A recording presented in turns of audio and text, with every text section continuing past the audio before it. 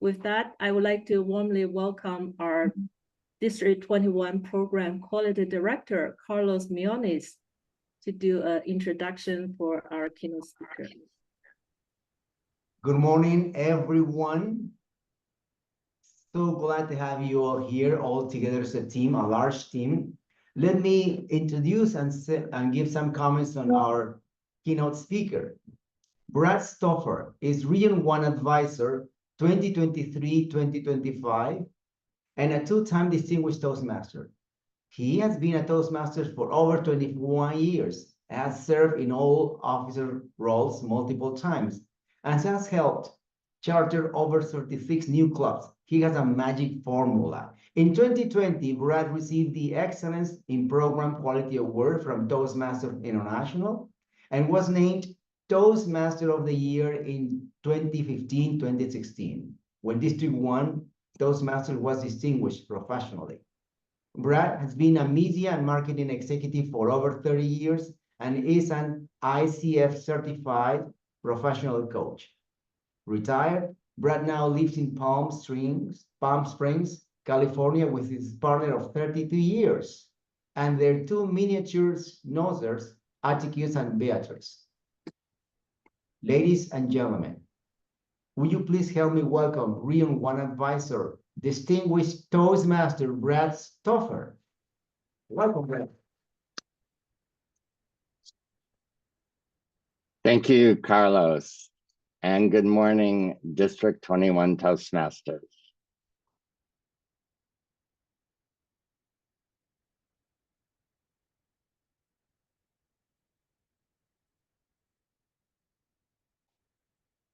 The pilot said we were at 15,000 feet, so I knew it was almost my turn to jump. As I looked out of the airplane, I could see the setting moon over the California coast, and it seemed closer than ever. My friend V invited me to jump out of an airplane a few years ago. It was a surprise invitation and something that was not on my bucket list because I was pretty afraid of heights.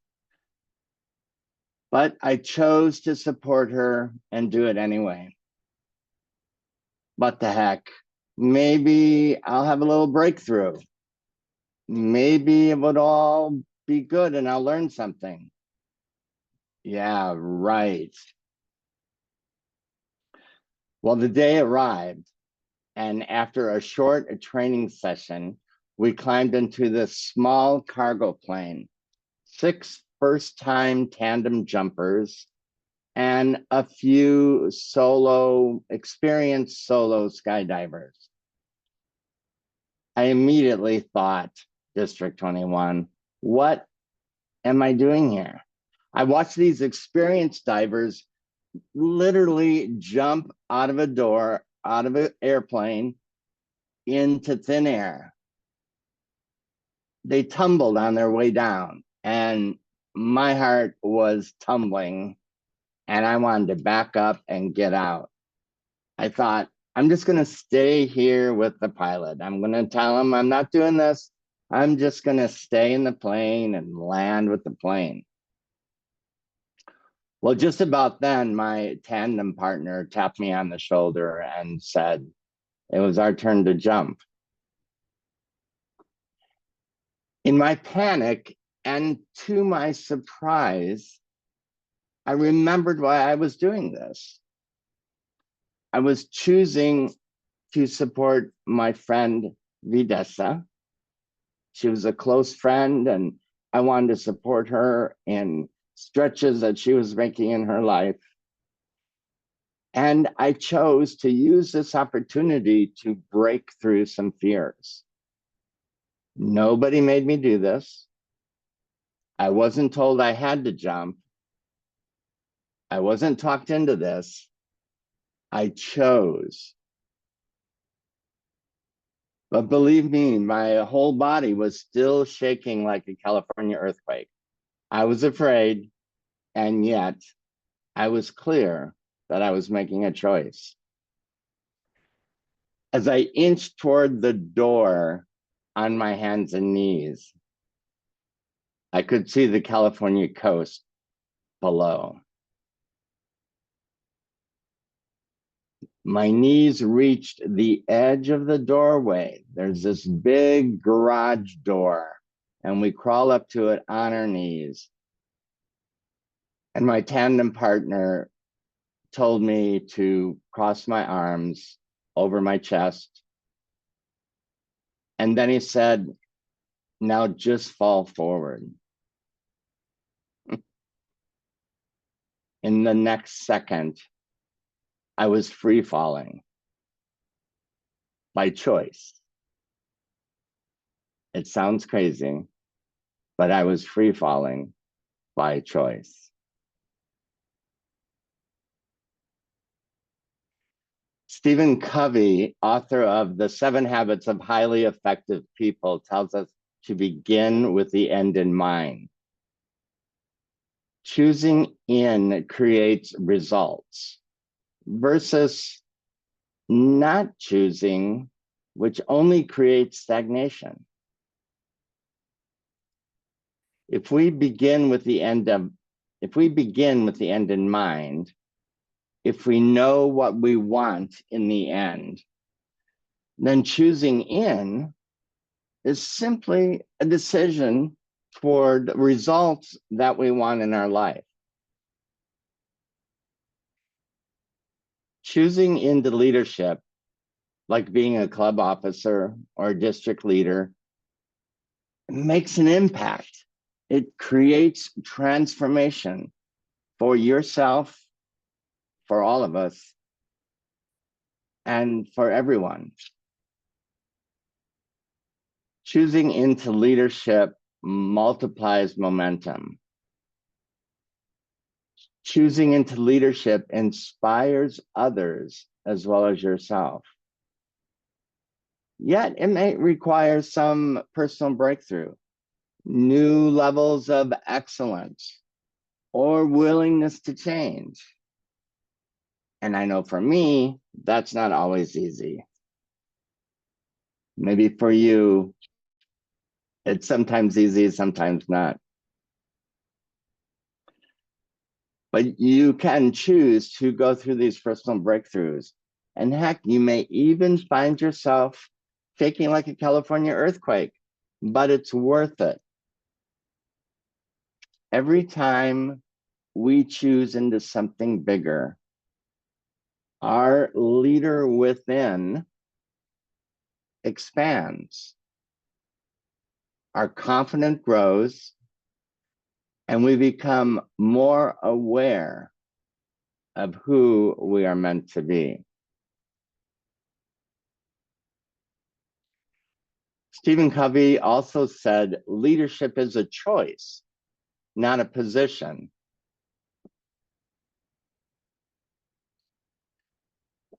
This statement had a profound effect on me.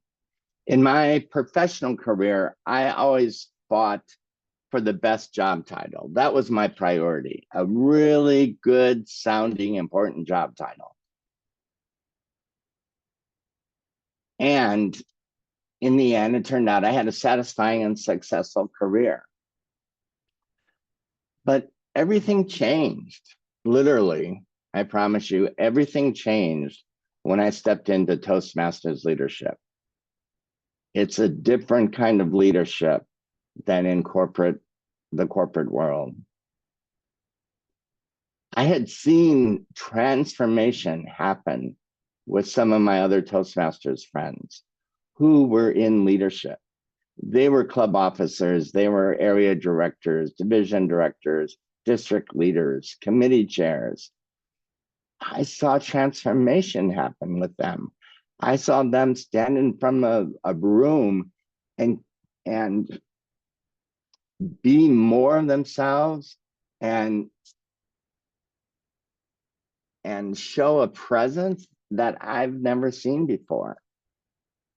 So I made a leadership choice in every role that I've done in Toastmasters, and I continue to grow in each and every role. The learning experience is unique in each role, but I continue to grow. I continue to become more who I want to be. And I feel like lives are touched, impact is made, and dreams become reality. And I'm not done either. What is your leadership dream?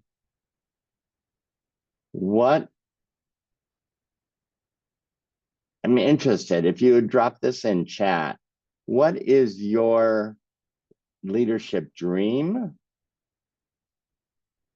in your personal life or in Toastmasters? Or what leadership role are you in now and you're kind of doing okay? Just drop into chat a leadership goal or currently where you are in leadership.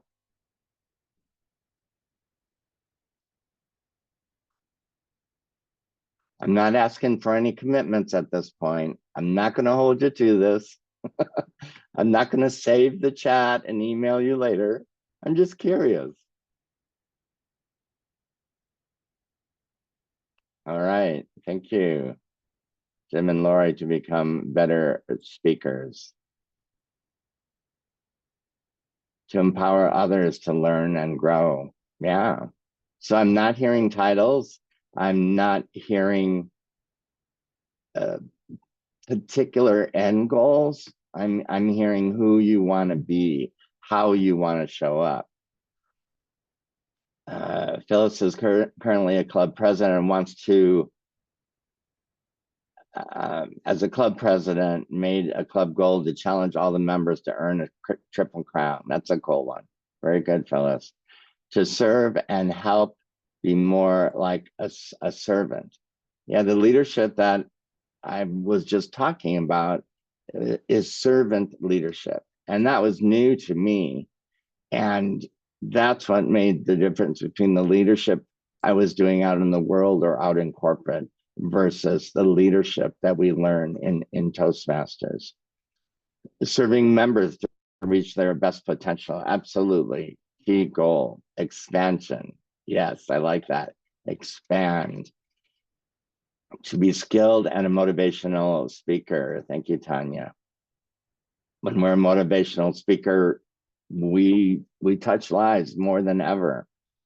To be supportive, to raise the gifts of others. Susan likes the behind the scene report. Let's talk about that. That's still a leadership role, because leadership is not always in the front of the room. Leaders can make just a big impact from the back of the room, or from the side, or by supporting. Those are all leadership roles that we can participate in. So when Susan mentions that she's considering behind the scenes support, what's that? A back of the room leader, a leader on the side, a supporting leader. Very good. Karen wants to be the best leader, and she's done a lot of leadership levels for a long time. Good for you, Karen. Work with others to achieve larger goals. Thank you, Richard. Yeah, leadership is about inspiring, about motivating, about helping people, just from my perspective, helping people visualize what they want and then actually help them, I feel this, in some way devise a plan and believe that they can achieve them and hold them accountable for that.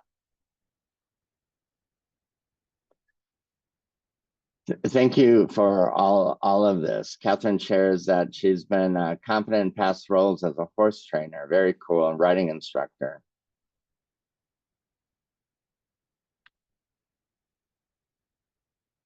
using all of that experience to come up with solutions and tools for management roles.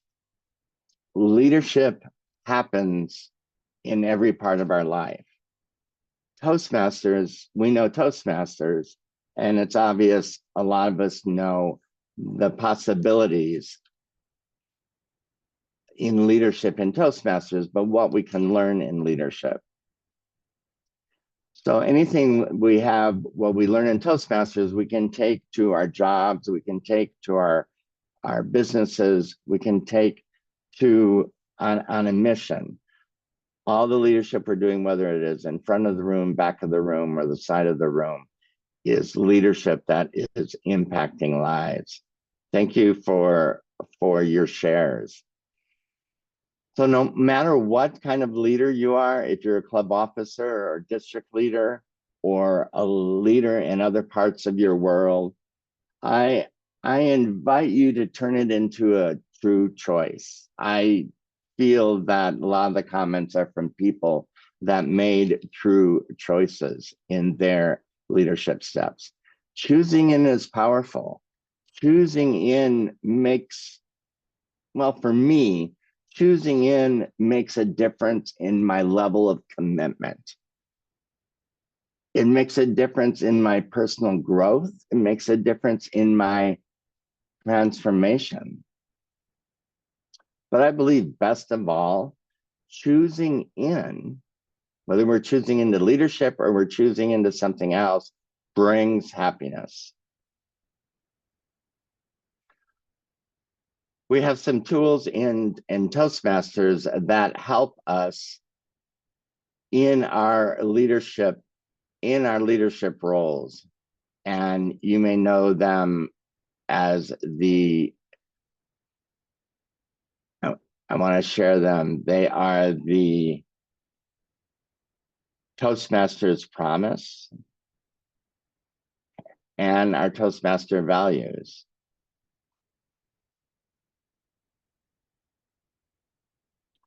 Our Toastmaster values of integrity, respect, service, and excellence. As I was sharing, when we choose in, that gives us an opportunity for a new level of commitment, a new level of excellence. And I believe that the values of Toastmasters International are the perfect level up opportunity that we have in how we show up as a leader.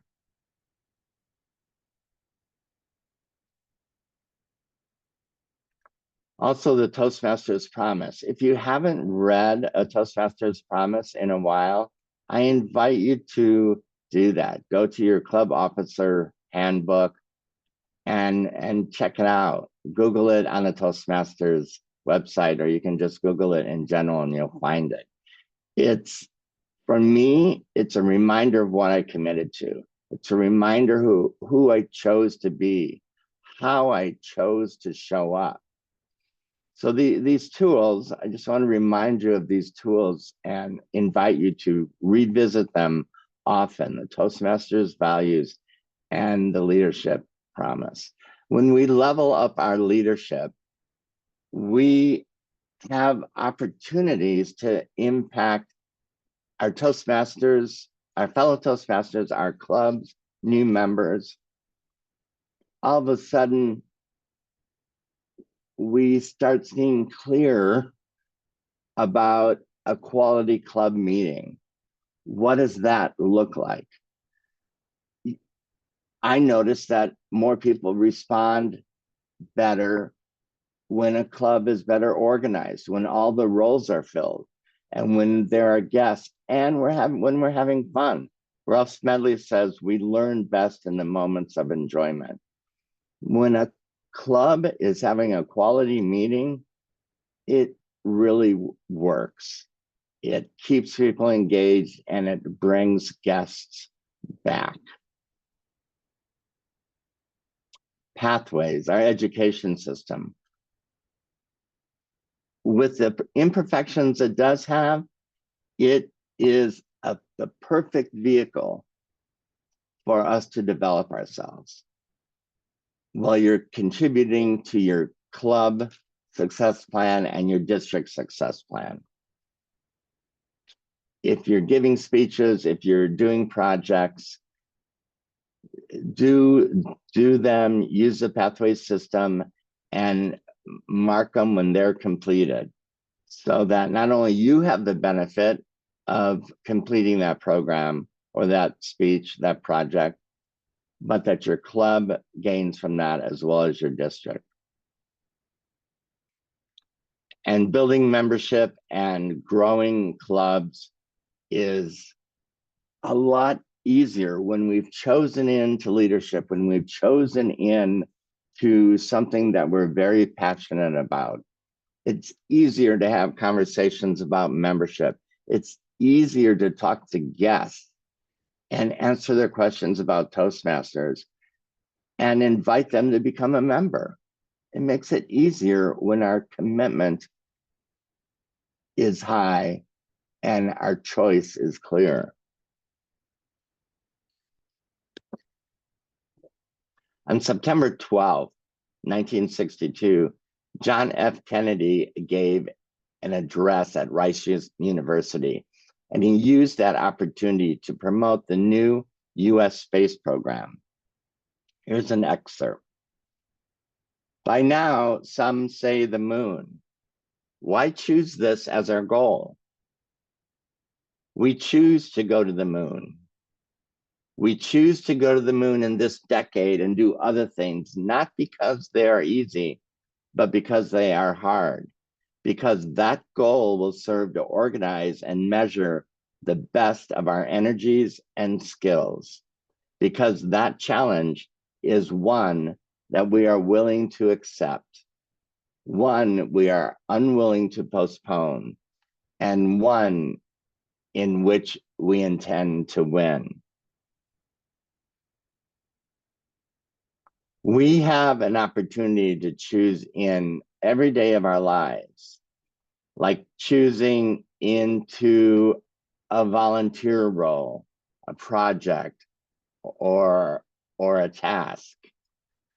Sometimes it doesn't feel like choosing in, because sometimes people beg. They invite us, they want us to say yes, they bribe us, whatever it is.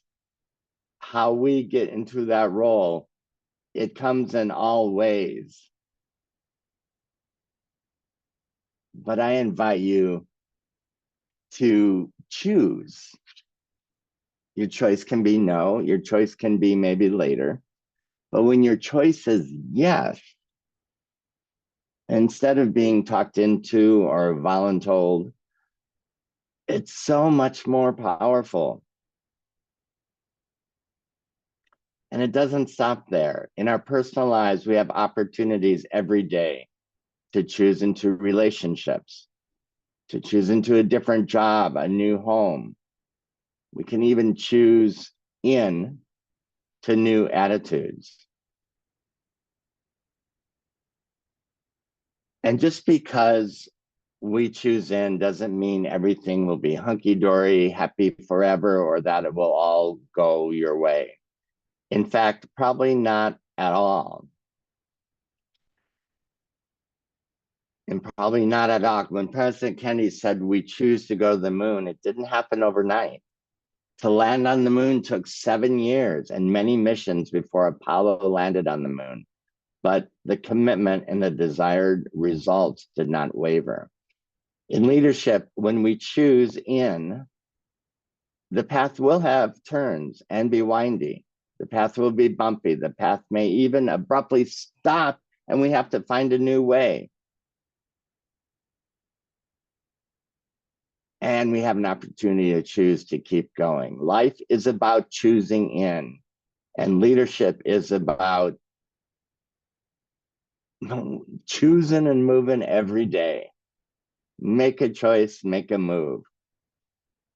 When we make a choice, we are empowered to live the life that we want. We are empowering ourselves to have what we want, live how we want, and believe as we want.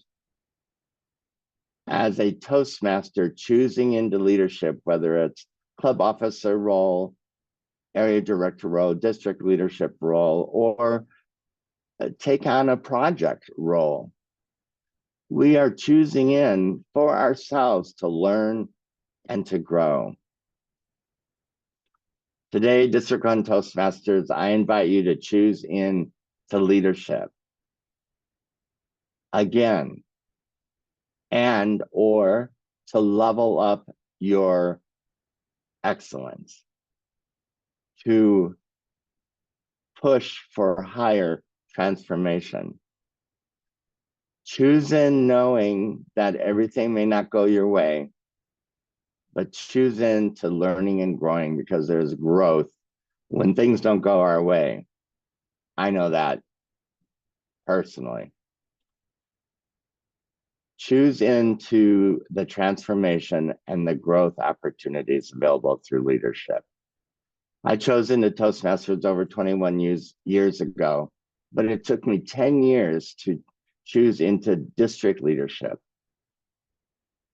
And each role I choose, and today I continue to choose, I continue to learn and grow by my leadership opportunities in Toastmasters. I invite you to choose in without always knowing, without having to know it all, without it all being perfect. I invite you to be willing to shake like a California earthquake and maybe even free fall for a few minutes, because that's how we learn.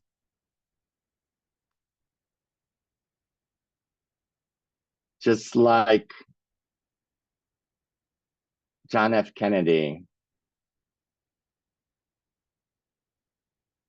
choosing the moon for me is like choosing into leadership. You are choosing to empower yourself and others. And as long as you're choosing leadership, choosing excellence, and choosing transformation, why not choose the moon?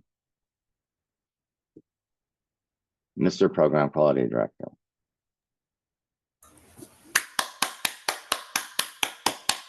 Thank you so very much for so multiple reasons, dear Region 1 Advisor, Brad Stoffer.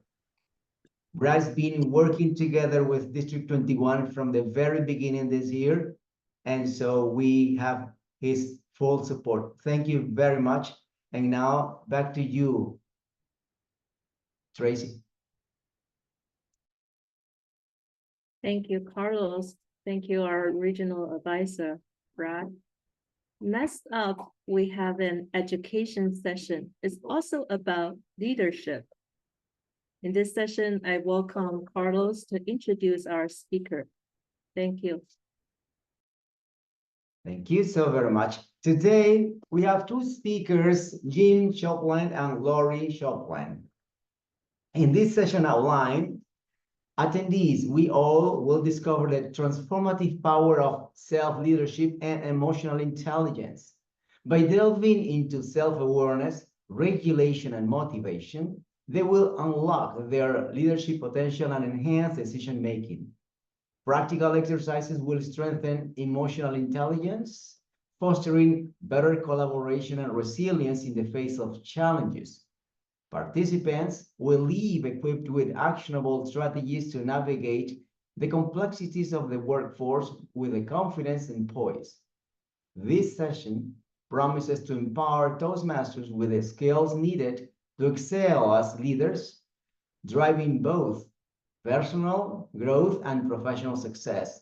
And now a little more about who they are.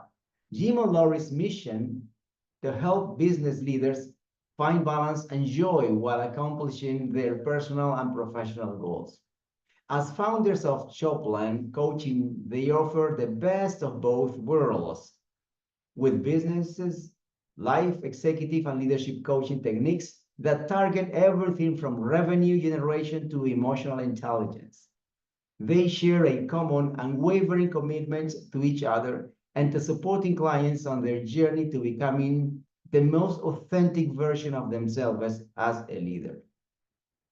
Ladies and gentlemen, please help me welcome our speakers, an award-winning certified professional business and leadership coach, Jim Shopland, and life coach, Lori Shopland.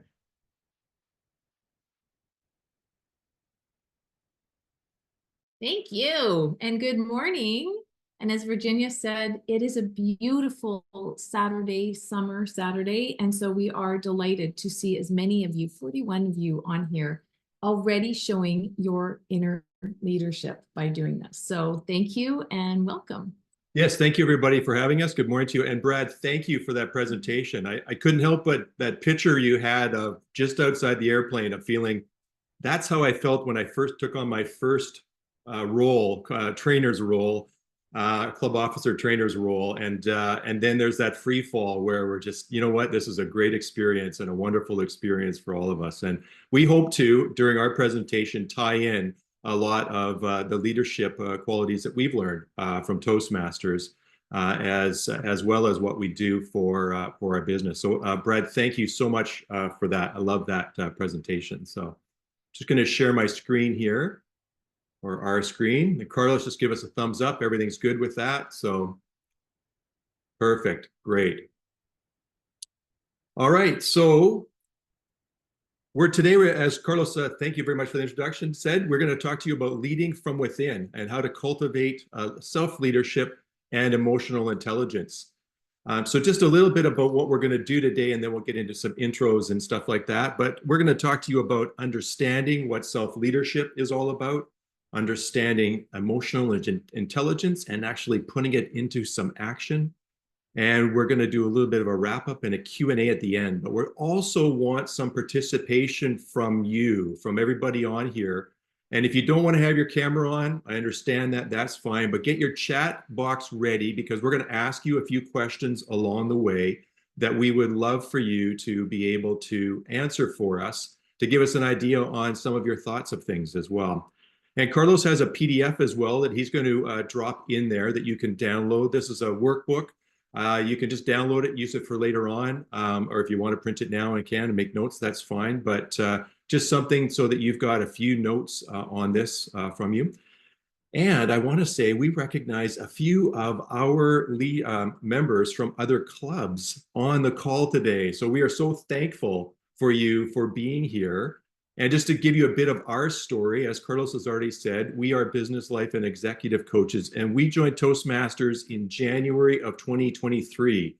So nowhere near the experience that Brad has, but we were fortunate to join the Professional Edge Toastmasters in White Rock in January, and shortly afterwards, we joined the Langley Toastmasters 2743. And it has been a wonderful experience. And one of my revelations from all of this is I thought I joined to become a better speaker. Man, did I ever learn how much Toastmasters teaches about leadership and how powerful it is. So for all of you taking on roles in the organizations and the clubs that you belong to, so good. So.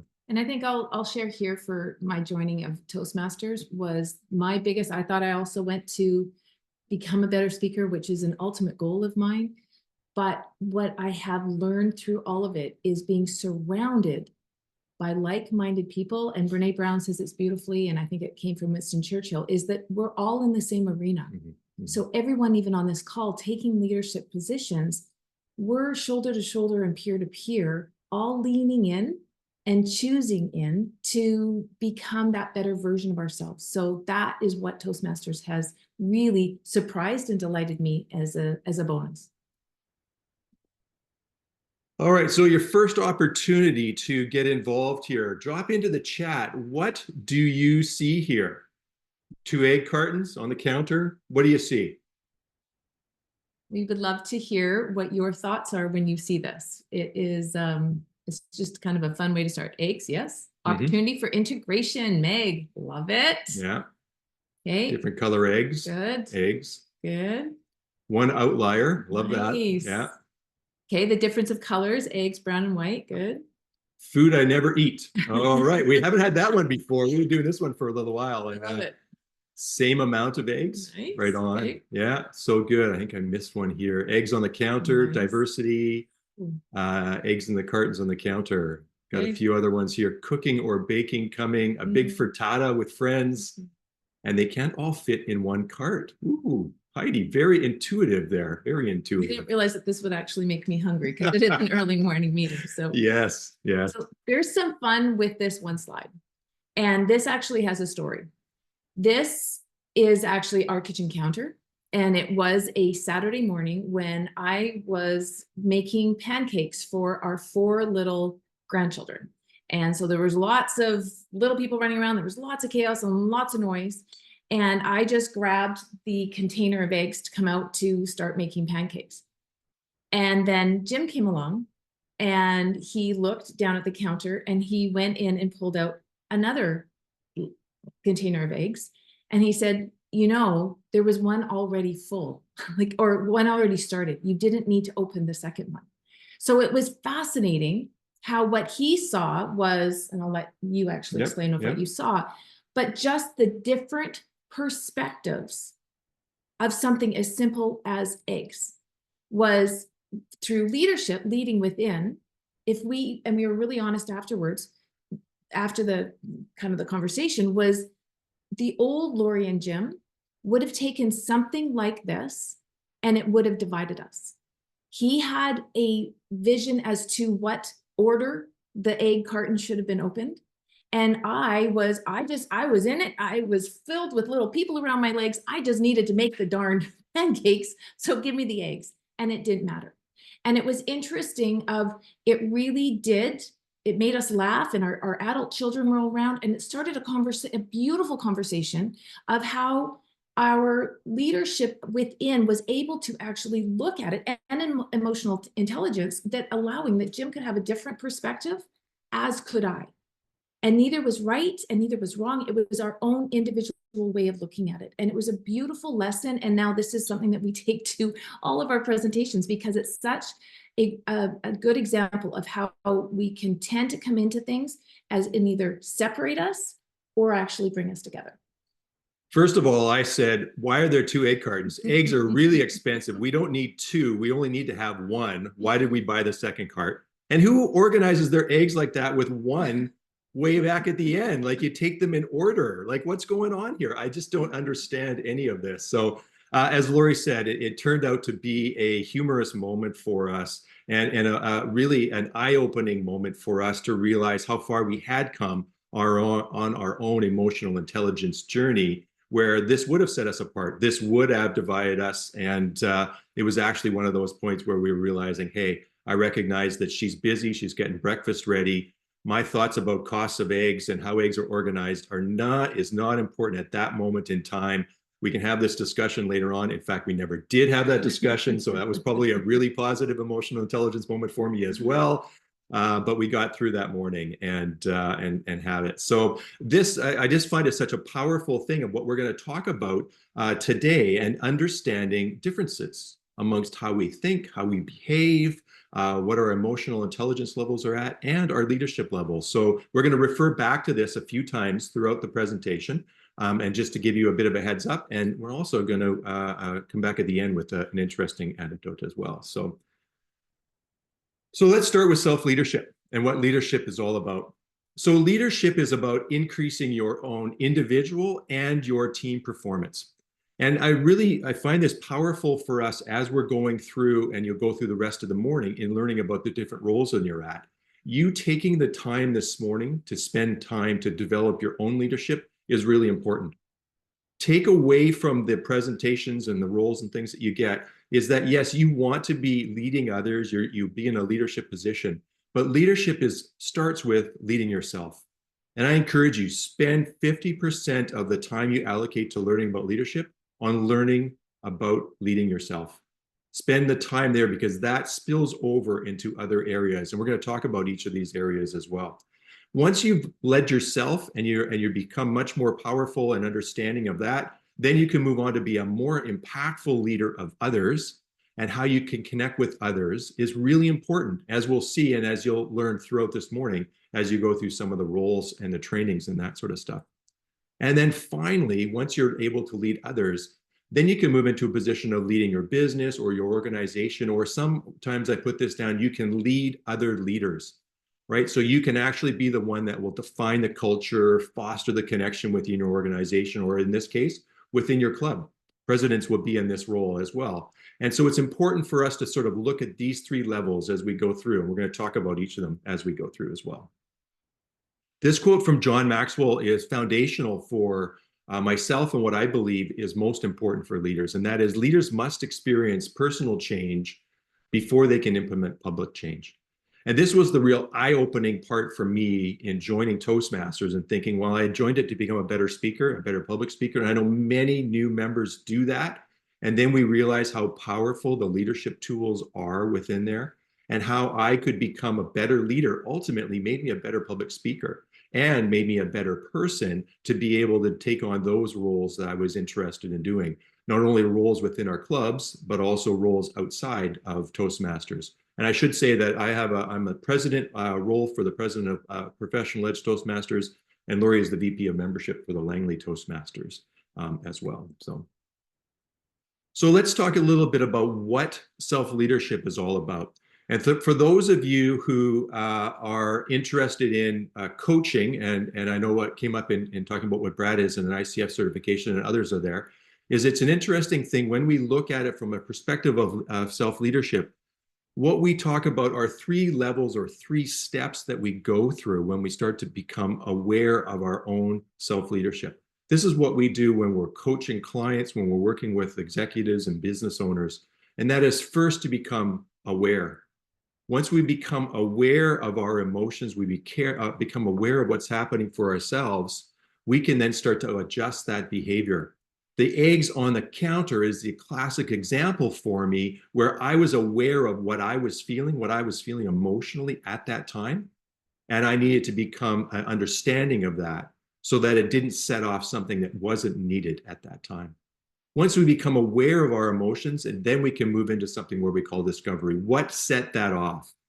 For me, with the eggs example, it was cost of eggs. It was how those eggs were organized and why was there 2 containers of eggs in the fridge when they cost so much money. That was my own reaction to that situation.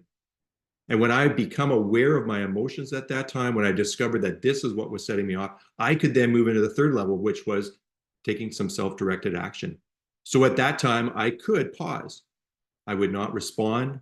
I could pause at that moment and ultimately make that situation or keep that situation going, the joyous occasion that it was, that we were having breakfast with all of our family and all of our grandkids and having a great time, and not bring my emotions into that. So from a self-leadership perspective, I look at it as ADA, be aware, discover what's creating that, and then take some action. Your self-directed action that you can take. And there's sort of levels to this, and I would also refer this as levels of maturity as we move along and through this. So how do we lead ourselves? How do we go about leading ourselves first? And this is where I would look and ask the question of you, how often do you invest in yourself? How often do you take the time to be able to invest in yourself? So first of all, I want to say, great, thank you for being here, for coming to the training and wanting to improve in your role. But there's also a self-leadership opportunity here as well for you, not only to become better in your role, but also become a better leader overall. This is investing in yourself. Would you be here even if you weren't on this role? Would you be seeking out other ways to improve your leadership? If this is important to you and wanting to develop it, I encourage you. Look for other ways to be able to invest in yourself as a leader, whether that's through books, podcasts, and definitely, as you're already doing now, taking on additional roles within the club. One of the things we do, and we see in many community clubs, is that we share the other roles within the meetings that go on. That's a powerful way for everybody, new members included, to take on and to discover their own leadership and develop their own leadership as well. So it's important to consider how we can take advantage of what's already out there for us in self-leadership to be able to do it. And as I said, I stress, spend 50% of your time on the self-leadership. And why? Well, in times of stress, we sink to the level of our training. So when we are stressed, we're going to go back to that point of where our training has taken us to. And so if we continue to be able to work on developing that and growing our own self-leadership time, then we're going to be able to manage these stressful and challenging situations more impactfully. So I want to tell you a quick story. In the chat, can you tell me, is this anyone's closet? If you want to admit to it, you don't have to, but is this anyone's closet? I love this example from the perspective of this is oftentimes how we lead ourselves. We lead ourselves like we perhaps organize our closet. Do you ever have the example of, no, I can fit this in, I'll be able to get it in, or I build a new shelf, or I hang things on the side, or whatever. It just starts to spill out. Do we start to do that for ourselves in our own leadership? Are we actually thinking, oh, I can take this on, I can do this, I can do more, I can build another shelf, I've got time, I can fit this into my schedule? Well, I'm going to propose to you a little bit different. What if, and you can answer this question as well, you were told you were only allowed to have 24 hangers in your closet. You took everything out of your closet and only have 24 hangers. No, you can't build another shelf. You can't put shoes on the bottom or anything like that. Strictly have 24 hangers. And only one outfit can be hung on each hanger.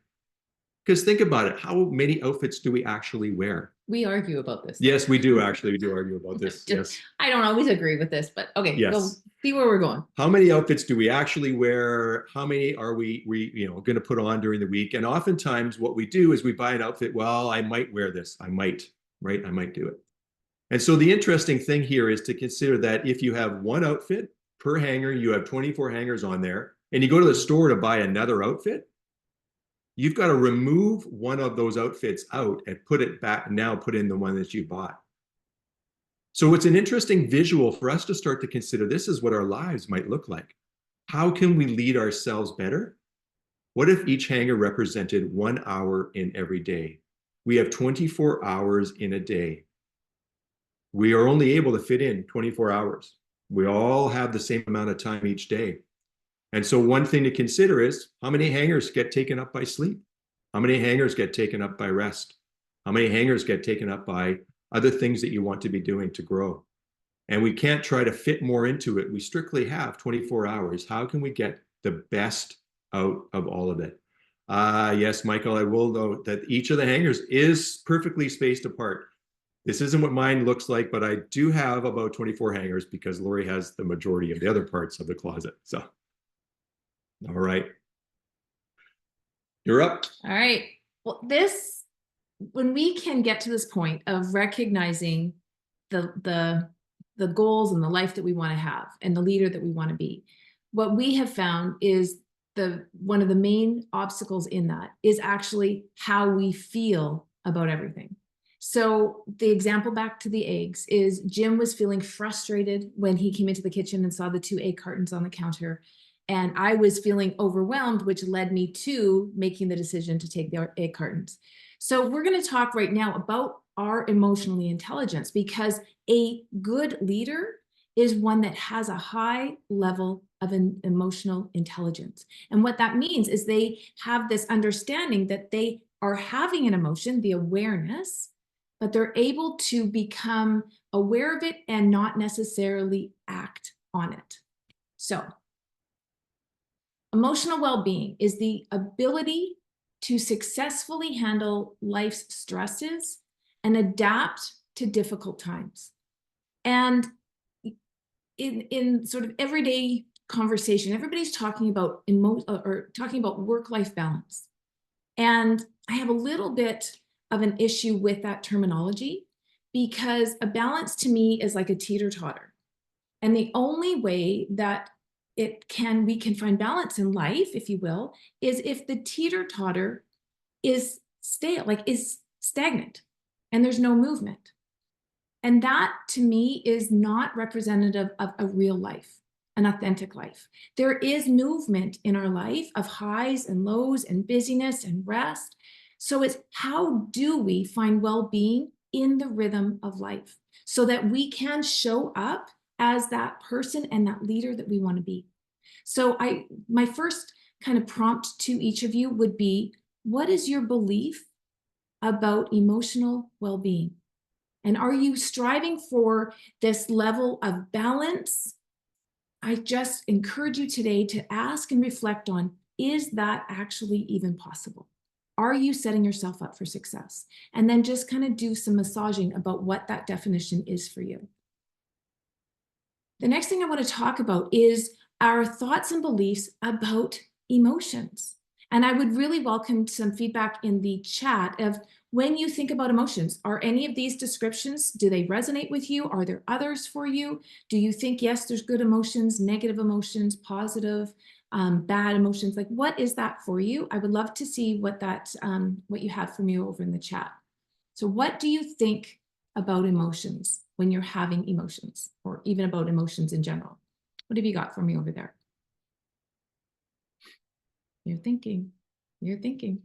You're neutral on emotions. Well, here's the thing. This is why I asked the question. Because if we come to it and think that there are some emotions that are positive and some emotions that are negative, and if we have the thought and the belief that emotions, we shouldn't be having certain emotions, then what's going to happen when we do? And again, in the life harmony of the highs and the lows of life, there's going to be this variety of emotions. So I'm going to go back here and just read what they have here. So thank you so much for adding in there. Emotions are just art. I love that. Can you go up and tell me who said that? Rona, love it. Was there another one? This one here. I think it's good to have emotions, but I find them uncomfortable. Thank you so much, Bobby. We're going to talk about that. Our emotions are the most powerful venue of expression. Yes, you're absolutely right. Emotions are neither good or bad. They're neutral. I love it. Who is that? Karen. Love it, Karen. We're on the same wavelength. Emotions are automatically coming, but I need to control them. Perfect. And emotions are a servant, but a terrible master. Oh, haven't heard that. I'm going to write that down, Peter. That's from Peter. Yeah. And emotions bring moments of awareness for me. They keep my thoughts noisy, and they're fuel of change. Mm-hmm. These are all brilliant. Yeah. And I love that you're even being expansive to thinking about emotions, when we know that as human creatures, that's how we are motivated to do anything, is because of how we feel. So if we have some sort of belief that emotions, we shouldn't be feeling them, or I can't handle them because we don't have the confidence in them, then that's going to prove to be true on the other end of it. Okay. Yeah. Okay. Yeah. All right. So where I would really ask you to spend some time and some reflective time, and that this is what we talk about, of the self-leadership, of spending time being a leader, would be things like this, of reflecting on, journaling on. And journaling can look any way you want it to do. It can be in a notebook. It can be in a voice voxer. It can be just walking and taking captive of your thoughts. But what do you do when you have certain emotions? Do you resist them? Do you react to them? Or do you avoid them? We're not taught, we as a generation have not been taught this. I'm so excited that it is coming into the schools. So our little people are starting to learn about emotional well-being. But for so many of us, we've never been taught that we actually, what do we do when you're angry? What do you do when you're sad? What do you do when you're frustrated? Do you resist, react, or avoid? Because here's where emotional well-being is to become aware of how you're feeling, but instead of resisting, reacting, or avoiding, and we're going to cover this in a minute, we actually learn how to allow them and how to just be with them in your body, but not do one of these three things. Because when we actually resist, I liken it to a beach volleyball. And when we resist a certain emotion, it's like we're pushing this ball underwater. And it's there, and we're resisting it, and we're resisting it. Well, guess what? That ball, eventually, your nose is going to get itchy, and you're going to have to itch it, and your hand's going to come off, and that ball's going to pop up. And I'm sure all of us here today can we know, even have experienced, perhaps, a leader in a position that has just had that beach volleyball moment of when it just comes out of the ocean and everything erupts. Well, this is because we've resisted, because we have some belief that we shouldn't be feeling this way. I can't handle this, whatever it is, and we push it down. Another way that we tend to do our emotions is we react to them. We react at and it's interesting, the way that I liken, and I work with my clients on this, is I liken it to a hot potato. And if we have an emotion that is uncomfortable, and somebody had said over there that we have uncomfortable emotions, if we have the belief that this is uncomfortable and I can't handle the discomfort, then what we tend to do is, this is my experience, is I pop it off to somebody else. And so a really good example of this, when I used to work downtown Vancouver and I would drive home in the traffic, we're in Langley, and it would be an hour and a half sitting in traffic and listening to the news and all this grim stuff. And I'd get home and I'd be so frustrated. And there would be one tiny little backpack at the door that would be open and paper spewing out of it, and it would be kind of messy. And I would react to that. Although the whole day has built up of my frustration, my poor 6-year-old would have gotten the reaction. My child, my dog, my husband, because we tend to take things out at home more likely than we do at work or even at Toastmasters. We'll contain it, but we will possibly then react to it when we're around the people that we love most. Or we avoid them. And we avoid them because we don't have the confidence that we can be individuals that can handle all of our emotions. And so here's a really good question. And again, we've got a PDF for you to download. Take some time to really identify what your beliefs are around, do I avoid my emotions?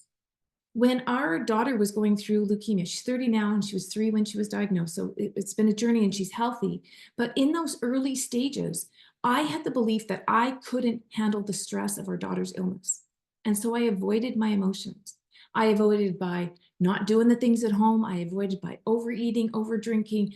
And I used other things because I didn't believe I could handle the emotions we were feeling. And so it wasn't until I learned how to become aware of my emotions and then challenge the beliefs that I had about myself and about my beliefs about what emotions were. And then I was able to move forward and increase my emotional intelligence. So the 3 steps to emotional intelligence are the awareness. And Jim and I talk about that in all steps of leadership. It is the awareness of how we're thinking, but this one is how we're feeling. And then challenge our old lines of thinking and our beliefs about, can I handle this emotion? What do I believe about being frustrated, about being mad, about being uncomfortable, about being scared? I mean, my goodness, Brad is the greatest example of being on your hands and knees and then jumping out of a plane. He has really clean and clear understanding of fear, and I love it. And then taking ownership of how you show up. Because the one thing we can do, and I challenge you in this as well, listen to how we talk as a community and society of how we give other people ownership of our emotional intelligence. An example might be, you come home from work and you're talking to your partner and you say, oh, my boss made me so mad today. We're giving your boss ownership over your emotions. Watch any rom-com movies. We can't watch them together because you get so frustrated. I pause them because she'll say, oh, he made me feel so loved. I'm like, that's not how it works. We actually have those emotions ourselves because it's what we are choosing to think and believe. And then that is, we own it. And so it can be negative and positive emotions or experiences, but take ownership of your emotional well-being. So in summary for this, for my part, is to self-awareness is to become aware of our emotions. And one of my biggest lines with my clients is, we can't change what we can't see. So if you're uncomfortable all the time, but you don't even know it, start with just the discomfort and become aware of the discomfort. And then from there, you can lean into going, what's causing this? And how can I move forward? The second step is self-discovery. Challenge your old thinking of, am I thinking that I can handle all emotions? Brene Brown talks about that there's 87 emotions. And it's funny, side note, it's on my vision board that she and I are going to sit down and have a chat because I count more than 87 emotions, but she's the psychologist and she's done the study. So going to go with 87 of them. Playfully play with your family, with your club as a talk. How willing are you to feel all of your emotions? Because as a human, you're bound to feel them at some point or another. Let's get clean and clear about what your belief and confidence is about feeling your emotions. And then finally, once you're there, then take ownership. Similar to the experience of me walking in from having a long drive from downtown Vancouver to Langley and being frustrated, I took my frustration out on the people that I loved. And when I started becoming aware of that behavior, that's when change was able to happen. And it was the awareness, it was the challenging of the beliefs, and then I was able to take action from that. Beautiful. There's more than 87 emotions. I haven't even gotten half of that yet. So, all right. So that's about leading yourself, understanding your emotion and emotional intelligence. We believe in this so much. It's so powerful and such a great way for us to be able to learn and understand ourselves so much better. Once you get a handle on that and done that, now we move into how do we lead others? And this is where we move into how we can recognize what we would call conscious and unconscious behaviors and how we can improve our interactions with others. And as I used the example of the eggs, when I was aware of my own self-leadership, all right, I could recognize that in the past, my unconscious behavior would have been to lash out, would have been to say something about it. When I recognized that, I could improve ultimately the interactions that I was having with my wife and my family and my grandchildren and that sort of stuff. It also is impactful on understanding who we are and how others perceive us. And so when we do become aware of our own emotional intelligence, we're able to impact our behavior around others and how others may be perceiving us. And the reason for that is we want to be able to gain a better understanding of ourselves and understanding of others to help us improve our communication and ultimately improve our team's performance.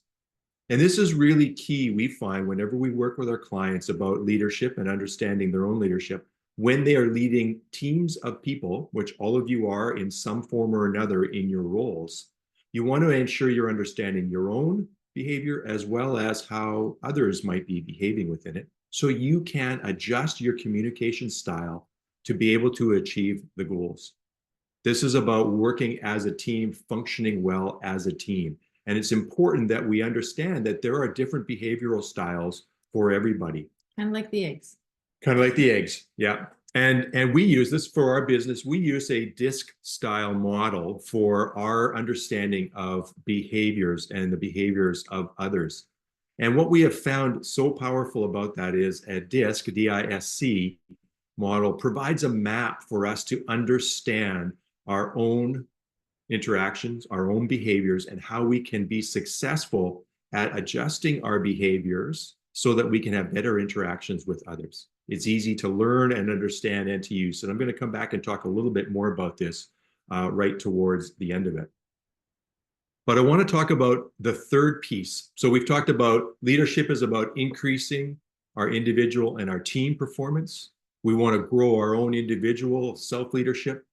We can learn and understand our emotional intelligence because that will help us to be better leader of others and be able ultimately to become more impactful at achieving our goals. And then finally, once we're able to do that, we move into that third level, which is leading our business and our organizations, or in this case, leading your team of leaders within your club, and how important it is for us to be ensuring that we're taking the time to be able to do that. So I want to circle back to the eggs here now, and to be able to ask the question and go into the chats again. When we think about our three styles of leadership, what you've learned about emotional intelligence, what now do you see here in terms of these eggs on the counter, what do they represent for you? As I've said, for me, it was an awareness and an understanding, perhaps an opportunity for you to be able to adjust some of your behavior. What do you see differently now about the example of the eggs being on the counter and what they actually represent now within your own leadership? You want to talk about your sort of personal examples for this, or what you found? Yeah, can you remind me, which one is it? Well, I'm just thinking about, as you were talking about it from the perspective of the kids and getting it all prepared, you were just focused on that, but you would have had your own awareness at that moment as well of what was going on. Well, and what's just so interesting is, like, I use this so much to be able to know that anywhere, like I will go to a grocery store and somebody is reacting differently than I thought. Yeah. And I can come back to going, oh, that's okay. Like they're doing them, just like you reacted differently to the experience of the eggs. But that was your lane. And so me just focusing on me and going, how do I want to look at this? Because somebody else's reaction to something is not going to make me show up differently than I want to. So I was able to hold my ground in the kitchen because of the thing of going, all right, you get to think and have all the thoughts you want to about 2 cartons, but I'm going to really just know that this is what I needed in the moment to be able to get through what I needed to show up as the Gigi I wanted. And I think that's the powerful part, as Rona put in the chat there, life, LOL, right? Exactly it. We see these scenarios of differences, what I would call perhaps irritants, right? Things that irritate us about others that we react to. And in this case, when we're looking at our own self-leadership and our emotional intelligence, we can understand it exactly as you said. Whatever that reaction might be, we are not impacted by it. We're not coming home and going, the boss made me mad. That person in the grocery store lineup made me mad. The other members on my team and my club, right, as a club executive, are not making me mad, right? You can choose from a self-leadership perspective and improving your emotional intelligence that everyone will have their own reactions and their own behaviors as part of that team. And so it's important just to recognize that and to be able to take that moment of pause when you do it. So I want to get to a point here. We're going to, in a few minutes, wrap up here, and there'll be a chance for us to be able to ask, or for you to be able to ask any questions. I would encourage, if you want to turn on your camera and come off, we'd be welcome to be able to answer any questions live as well. But I want to ask you a question here and go back to your chat and ask this question. So 5 frogs are sitting on a log. 4 of them decide to jump off. How many frogs are on the log? Give me your answer in the chat, what you think the answer is for this little riddle. I'll give you a moment. 5, 1, none. 5, 5. So good. Interesting. Anyone else want to jump in? None, a couple of times. Very good. 9. I like your math. Yeah. Very abundant. Very abundant. Excellent. I love it. All right. Well, the answer is 5. None of them jumped off. They just decided to. They didn't actually take any action whatsoever. So as we wrap up today, I want to encourage you to take action today. Just simply deciding to do something is not actually doing it. Take some action. There's still 5 frogs sitting on the log. And I encourage you, take the action today as a role, taking on a role within the club, taking on the role to be able to become better leaders. If you've got some ideas and thoughts that you're going to get from the training later on this morning, take action with that. You've already stepped out. Perhaps you were invited. Perhaps you were voluntold to become somebody in the executive. But there's such a great opportunity here to take action and to move forward with it. So I encourage you to In other words, talk to it. Ah, well done, Michael. I like it. He had the egg examples earlier too, so he's got a few good things there. So leave you with this before we get into questions and answers, and that is, if any of this interests you, if you want to learn more about behavioral styles, learn about DISC and how it can help you become a better leader, we offer this as part of our programs and what we do. We are offering a Toastmasters special as well. If you got a camera, want to take a picture of the QR code, it will lead you to a website. I'll put that link up to that website in just a moment. But this is a DISC assessment of behavioral style assessments that talks about and understanding our behavioral styles. And the power of behavioral styles is that we can change our behavior. It's not about a personality style. It's not about something that can't be changed, but we can make changes within our behavioral style. And one of the powerful things about doing that is by sitting down with myself for 45 minutes, we go through the results and we talk about ways in which you can make significant changes in your behavior that will adjust your communication style, adjust how you decision make, and adjust how you manage conflict. And it's such a powerful tool for ourselves, for self-understanding, our self-leadership, but also for us to understand those in which we are leading and those in which we are helping to lead. And I think a lot of you had that as some of your goals that you wanted to do.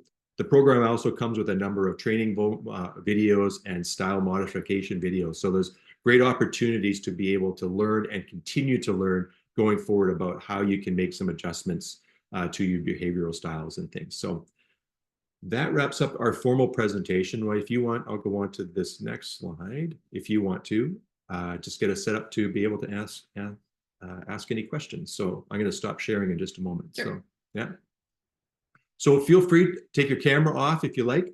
We would love to be able to answer any questions. We got about 5 minutes left here before we need to open it up for the next one. So.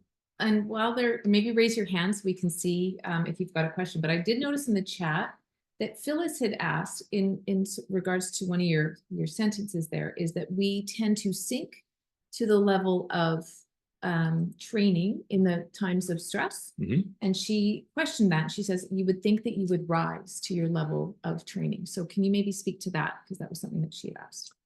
That's a great question. And it's interesting. We have, I think, the perception that we will rise to our levels, but in order to rise to that, we would need to have been training or getting to that level. And the way I like to put it at is consider working out, lifting weights, for instance, right? And if you want to be able to lift 200 pounds, say is your goal to be able to do that, you need to continue to train to get there, to be able to get to that level of weight for us. And if we do that once in a training session, that's great, right? We've done it, we've achieved it, we've got to our goal.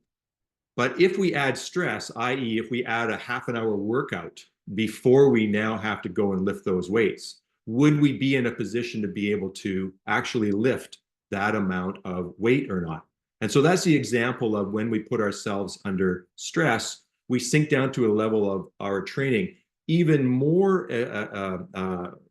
common example would be thinking within a team, and people talk about you're only as strong as your weakest link on your team.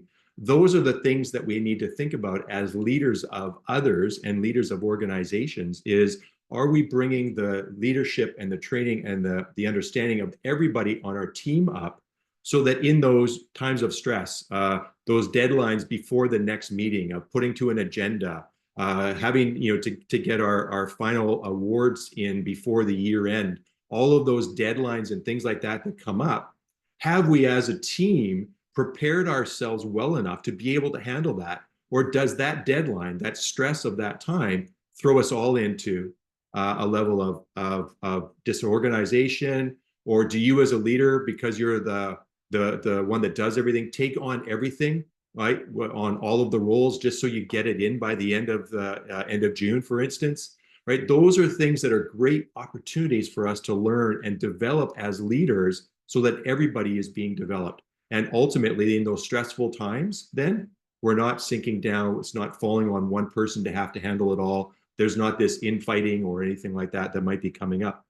And when we as a team function well like that, I believe, and I see this in the clubs that I belong to, there will be others that will be interested in wanting to join onto the executive in coming years because they see how well the training and how well things move along. And it doesn't just fall on one person's shoulders and everybody is taking on their roles as need be. So great question. I love that. So we're open for others. Raise your hand if you like. We'd love to be able to answer any questions you might have. I'd love to know if anybody struggles, if there's no question, if anybody has, when we did this in person at the Toastmasters convention, District there 21. was a question about, yeah, but I really, like, what do you mean I'm supposed to like all of my emotions or welcome them? So I would love to talk about that if anybody's got it, but I see Richard's got a question. Yeah, Richard, if you want to come off mute and ask your question, feel free. Yeah, you're saying that the common behaviors are to resist, react, or avoid, and Correct, yeah. the alternative is just to be to not do any of those things, right? That's the Yeah. and then but then that's like sort of like what's the idea that leads to? So you don't do an immediate action, but then you're just allowing a different perspective to kind of come about in a situation, and then taking action, like you're reacting. I love it. Delaying the reaction, kind of, right? Yeah, so the best way that I can describe it, so thank you for your question, and I love it. So the way that I describe it is that pretend that this, my one hand, I'm trying to think of my camera here, is the root emotion. So if I'm feeling angry, but then if I resist it, I then actually am adding, resistance is an emotion as well. So I'm adding resisting on top of it as well. So I'm actually making the first emotion, what was my first emotion? Frustrated or something? Yeah. Frustrated last longer. So my encouragement is when we can become aware that I'm feeling a negative emotion. I don't mind calling them negative emotions because some of them I call them kind of the below the line. Okay, so I'm having a negative emotion, but now if I'm aware of it, an emotion is simply a vibration in our body. So if we start having the self-awareness that and the dialogue in our brain of like, I'm having this said emotion, always name it, and I know I can handle it, it starts to dissipate and it goes away, and that's called allowing it. But here's the thing, where we can up-level ourselves is we need to start becoming aware of how do we typically, and Brad and I speak the same language, of show up when we're feeling said emotions. So when Lori would feel overwhelmed because our daughter was ill, I not only resisted it, but then when I did this, I would eat, I would shop, I would drink. And so I was causing all of these other things that was not creating the life I wanted. So I had to become aware of how I did that. So now we just hosted 50 people in our backyard yesterday. I can feel overwhelmed at times, but I no longer need those ways of doing it. I'm like, I'm totally fine. I'm feeling overwhelmed right now. And it's totally fine and moves through. And I don't actually have to reach out and do that. But I think we're at time. So, so. That answer your question, Richard? Yeah, I think so. Like sometimes I think of with the emotions, it's like a way of like telling you that you need to do something. So if you're like overwhelmed, maybe you want to get out of the situation that you're in, or like, you know, more base primitive things like fear. If there's certain situations where you want to bypass the kind of thinking and you want an immediate reaction. So I don't want to hold up, but this is very interesting. I'm going to look into it more because it is the idea of just not resisting something and or by resisting it, making it last longer. That's kind of an interesting idea to me. Yeah, it's fascinating. And I'm happy to have a chat anytime. I love emotions. I love them. So we could talk about them all day. I'll wrap up here. I see the red lights on. I'll wrap up here. And that would be when we bring it back to leadership, oftentimes when we are in leadership positions, we feel that we should not, right? We should on ourselves. We should not do this. We should not feel this. We should be able to handle this, right? That's a great awareness for us as leaders to recognize it. We all have emotions, and those emotions, as Richard and Lori pointed out, are they're barometers for us, right? And actually, it's more of a thermometer for us. And so when we improve our emotional intelligence and we understand that, instead of just being a thermostat that measures our emotions, we can actually become instead of being a thermometer, my apologies, instead of just being a thermometer that measures our emotions, we can become a thermostat that adjusts the mood, the emotions that occur, particularly on our teams. As leaders, we have the ability to be able to do that. And so when we are feeling emotions, when we recognize emotions from a self-leadership perspective and we learn to deal with them and understand them, now we can also take that to our team, because everyone else on our team is going to have something to do with their own emotions around their environment and behavior as well. So, yeah. You want to wrap up? Nope. Thank you so much Yeah. for having us, everyone. Thank you. All right. Thank Back to you. you, Tracy. Thanks for your time, everybody. Thank you very much. Appreciate it. So now I'm going to hold it back to our education planning chair. Please go ahead, Tracy. Thank you, Carlos. Thank you, Jim and Laurie. It was really inspiring. I thought becoming a leader, first of all, we need to be self-aware and be ready to transform to another level. I really love that, to set the foundation for all the leaders move up. Thank you so much for the education sessions and our keynote speaker. As of now, I will open up the breakout rooms, and you will all the officers will go to breakout rooms to take a COT training. We will have about 10 minutes break, 7 minutes break. At 10:30, the club officer training will start. So please take a moment to join the breakout room, and see you there soon. Thank you, Tracy.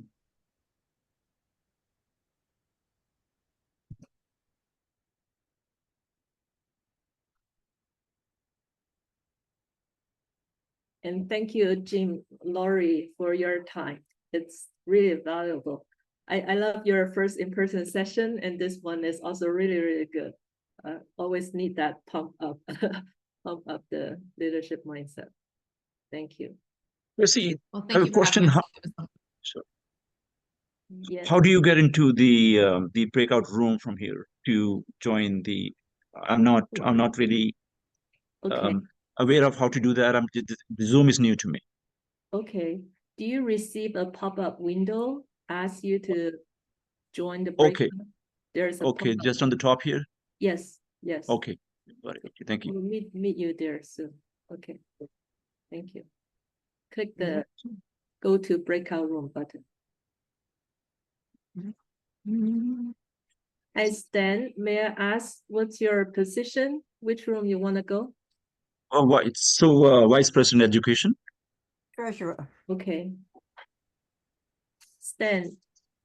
Treasurer. Hi, Stan. Which room you would like to join? Treasurer. Treasure. Okay. Okay. Let me rename you and then bring you to the breakout room. Treasure.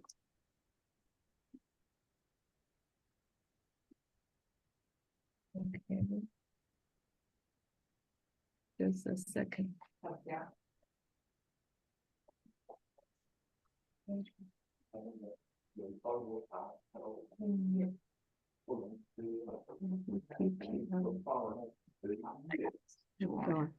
Hello, Hardeep. So, I'm not able to join in here yet. You're not able to join. It's the VPE room. Let me grant you the co-host, right? Yeah, And yeah. then you will be able to see the breakout room. Okay, wait a second.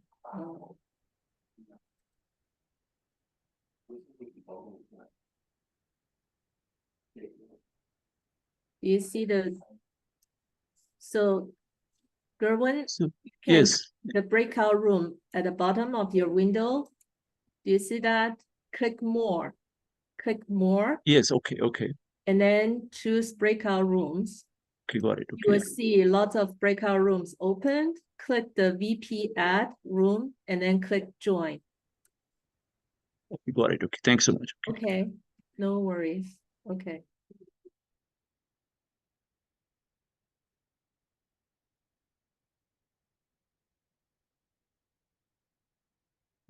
So,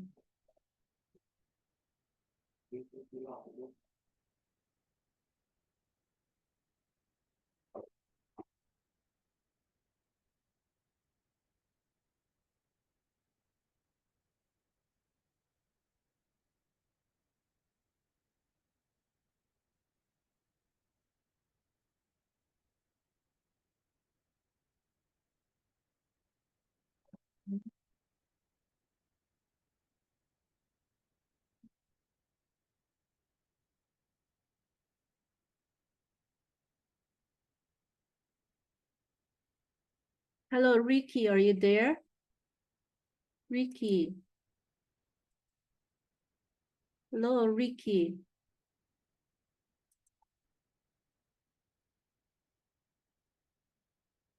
Hello, Ricky, are you there?